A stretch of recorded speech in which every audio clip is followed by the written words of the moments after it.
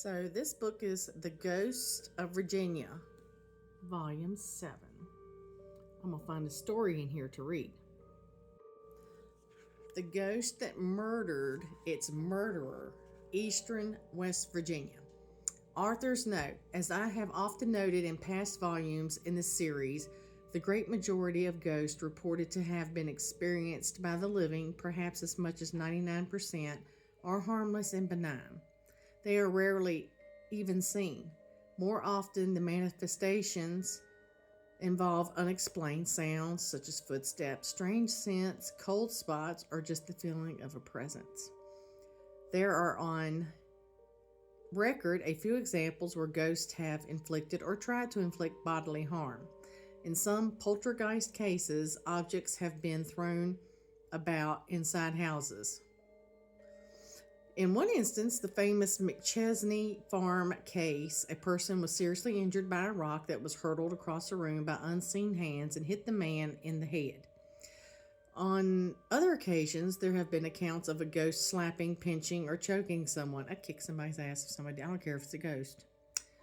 Witnesses have heard the sounds of such slaps and seen a victim's face suddenly redden or bruise. There have been two rare instances where a ghost, or at least the belief of a ghost existence, allegedly frightened someone to death. Well, yeah. And there have been times when the ghost of a murdered person has, from the beyond, somehow reached back to make the killer's identity known to the living. But here in this situation, the only one I have come across where the spirit of a man shot to death may have come back to physically kill his murderer. It is a legend which took place on a rural farm in the hills of West Virginia sometime in the 1917-1918 era. Specific details such as the actual names of the participants and the exact location are not mentioned. Yet it is a piece of local folklore and that has survived and been continuously recounted for more than 80 years. It involved a young couple who were hastily married in April 1917. The surprise wedding took place, it was said, to the groom that could avoid being drafted into the army at the outset of American involvement in World War I.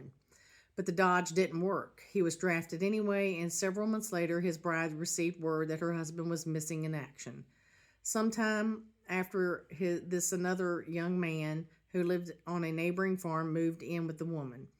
This created a flurry of negative rumor and gossip in the community because at that time such an arrangement was viewed as a terrible sin, especially since her missing husband had gone off to war. Well, good God, I'm glad it's not in these days, because let me tell you.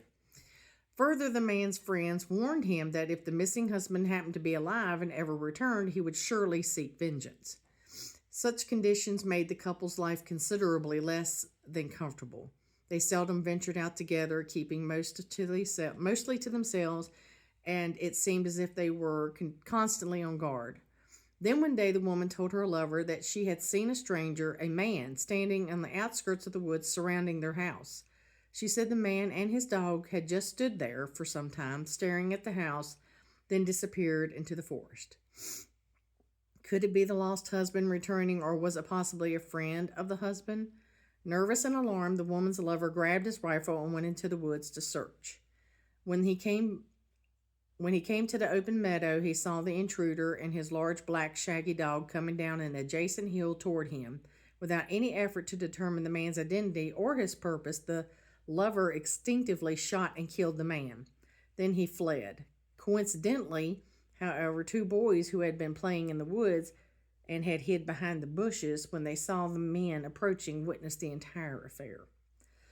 They immediately reported it to local authorities. The boys then took the sheriff and the deputy to the scene of the crime, and there they found the man face down. But when they tried to retrieve the body, the snarling dog would not let them near it. Hang on. Other men arrived, and one tried to lure the dog away. It chased him, but then doubled back to its slain master and refused to let anyone near him. Darkness was falling, and the sheriff decided discretion was the better part of valor. He said to leave the body and come back the next morning. By then, the dog may have gone. Meanwhile, He went to the farmhouse and arrested the woman's lover, taking him into county jail until the case could be resolved. Early the next morning, when the men returned to the scene to recover the body, the corpse and his dog were nowhere to be found. They have disappeared. Then the news came out the deputies, upon arriving at the jail, found the accused murderer dead in his cell. His neck was terribly swollen, and marks apparently made by sharp fingernails were clearly visible on his throat. This appeared to be unbelievable because the sheriff and the jailer declared that there was no way anyone could have gotten into the cell the previous night without their knowledge. And the coroner who examined the body stated that this was virtually impossible for a man to strangle himself to death. The official death certificate read suicide because the coroner had to put something down, but no one in the area believed the murderer's man's ghost seeking retribution. Pretty cool. So with that said, don't go murder somebody and then freaking think that they may not come after you and kill you.